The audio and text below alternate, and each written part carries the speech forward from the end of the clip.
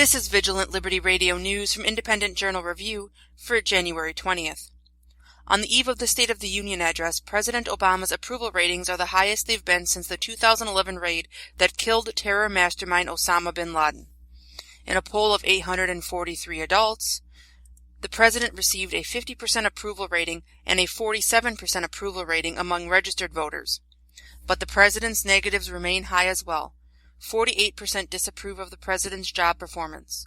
1 year ago, Obama's disapproval sat at 53%. The 9-point bump in his approval rating may be attributed to his tours touting the economy. After seeing one of the worst Ebola outbreaks in history, the United States sent 3,000 soldiers to West Africa and planned to build 17 Ebola centers in response to the ongoing outbreak that the CDC predicted could affect 1.4 million people in Sierra Leone and Liberia by the end of 2014. Now in January, the number of Ebola cases has declined significantly, and researchers say Ebola could be eliminated by June. And it appears the U.S. response, in the form of a $750 million emergency plan, was too late. Many treatment centers sit empty, having treated no patients at all.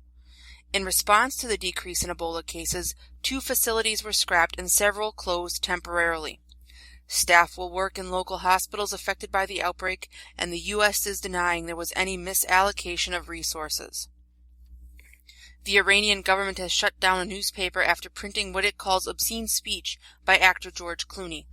When Clooney accepted the Cecil B. DeMille Award at last week's Golden Globe ceremony, he gave support to the victims of the Charlie Hebdo shooting and for proponents of free speech around the world. The reform-minded newspaper had been in operation only 3 weeks before the court in charge of cultural affairs banned it for publishing a headline and picture it deemed insulting. The director of the newspaper, Ahmad Satari, told a local news agency. Documentary filmmaker Michael Moore took to Twitter to slam snipers and Chris Kyle in the wake of the record-shattering release of American Sniper, a film based on Kyle's autobiography. Moore wrote, quote, "My uncle killed by sniper in World War II. We were taught snipers were cowards. We'll shoot you in the back. Snipers aren't heroes and invaders are worse."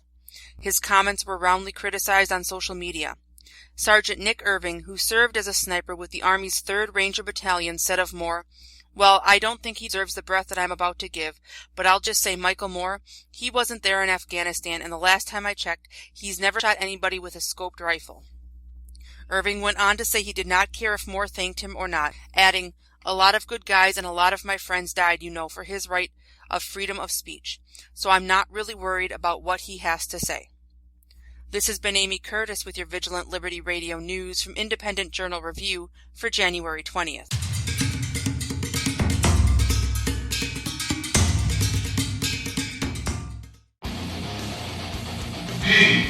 DLR.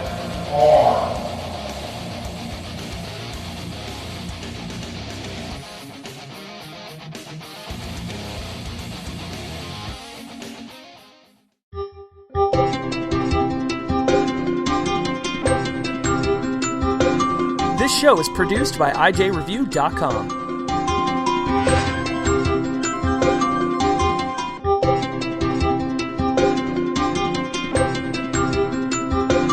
This show is produced by IJReview.com.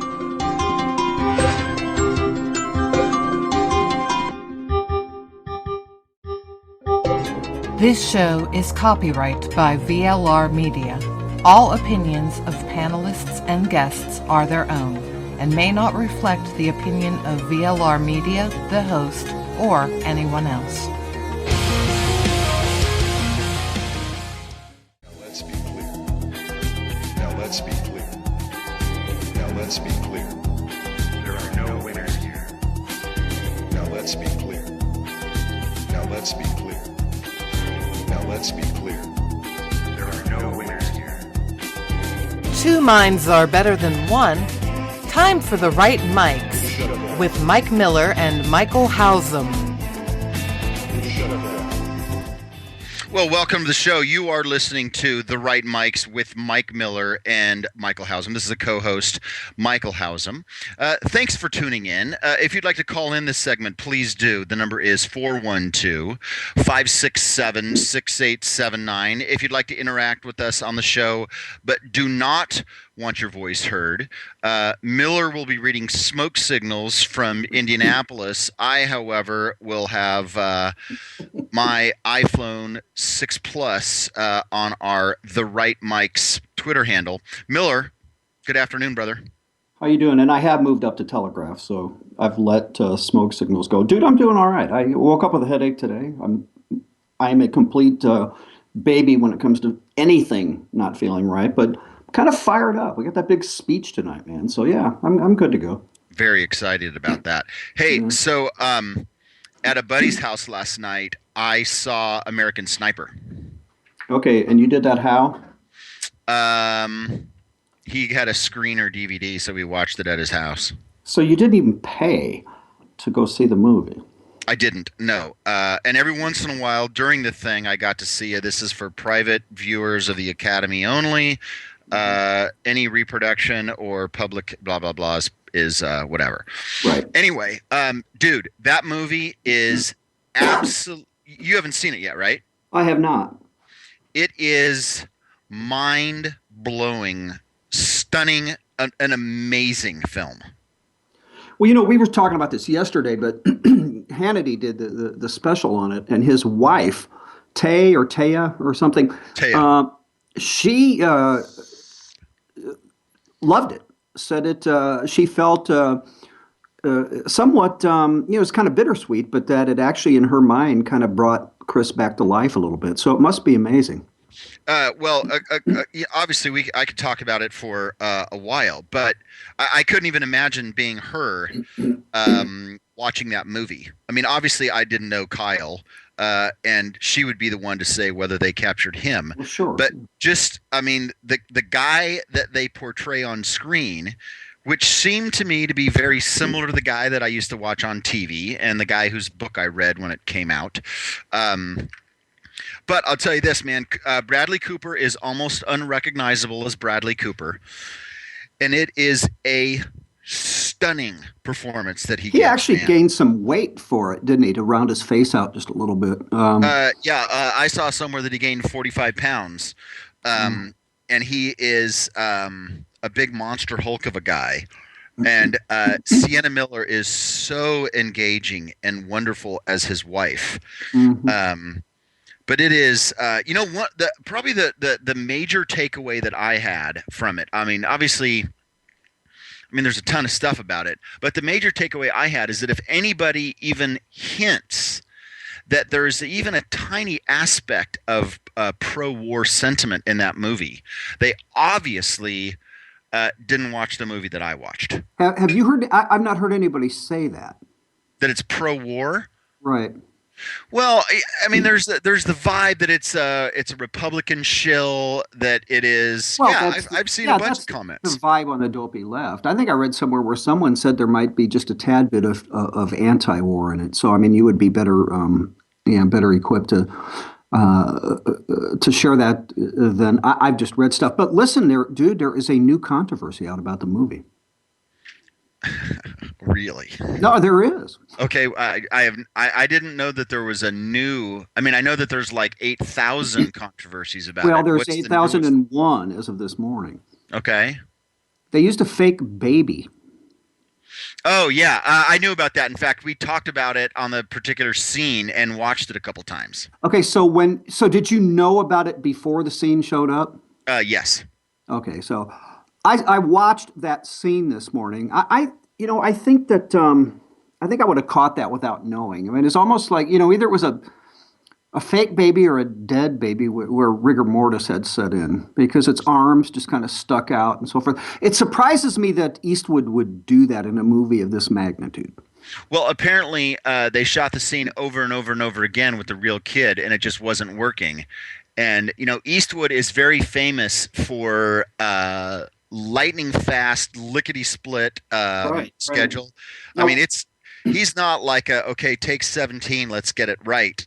He's like, okay, let's go. Nah, we don't need a second take. That's good. Now, what I read was that the first baby was it sick or whatever have you, and then the second one didn't show up, so they went to the doll. But at any rate, I'm still. Well, here's the thing: is it's also fake Sod City. It's also fake deaths. It's also fake gunfire, and it's fake Iraq, and it's fake people playing those roles, with the exception of a couple of places. So yeah, all right, I hear you. But good thing, like the only thing laying around wasn't a Cabbage Patch doll, because that would have really kind of messed things up. But yeah, I can't wait to see it. I cannot wait to see it.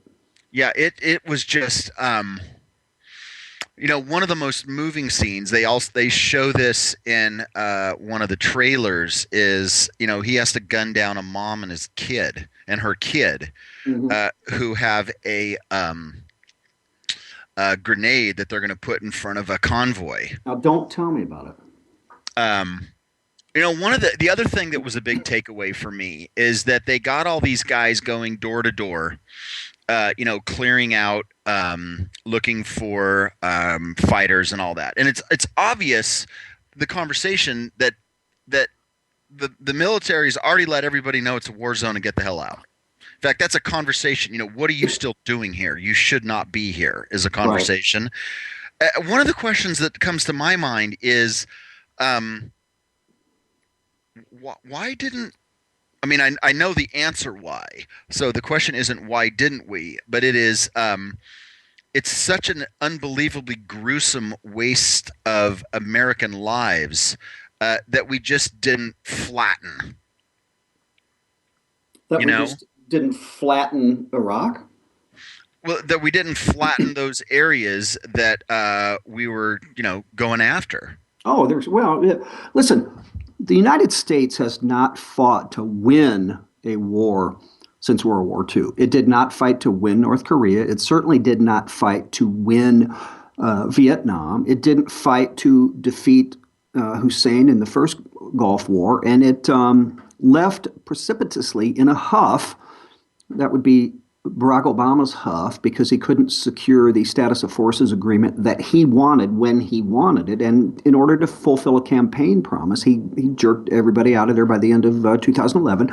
And we're suffering exactly the consequences that many, including George Bush, eerily predicted at the time. Have you ever seen that YouTube? I think one of us put it up on IJR.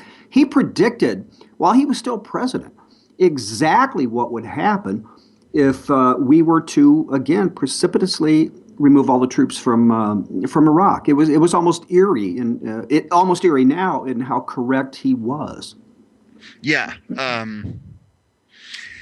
Yeah, you just, part of the reason why Kyle was has killed more enemy combatants as a sniper than anybody else is that these guys are they're going through these city streets, and you've seen these kinds of scenes in movies and stuff before, so it's not hard to imagine it. In fact, the opening scene, it's like, oh my gosh, this is Saving Private Ryan with the tank going down the center of a bombed out street, So basically, he's sitting up off at a distance and looking at guys that are sticking their heads out windows or holding guns or planting bombs and just picking them off from the reason why a job like his is needed is because we're going in with fine-tooth combs and needle-nose pliers to extract the bad guys, as opposed to just flattening the city block where we know they are. Right. Well, excuse me.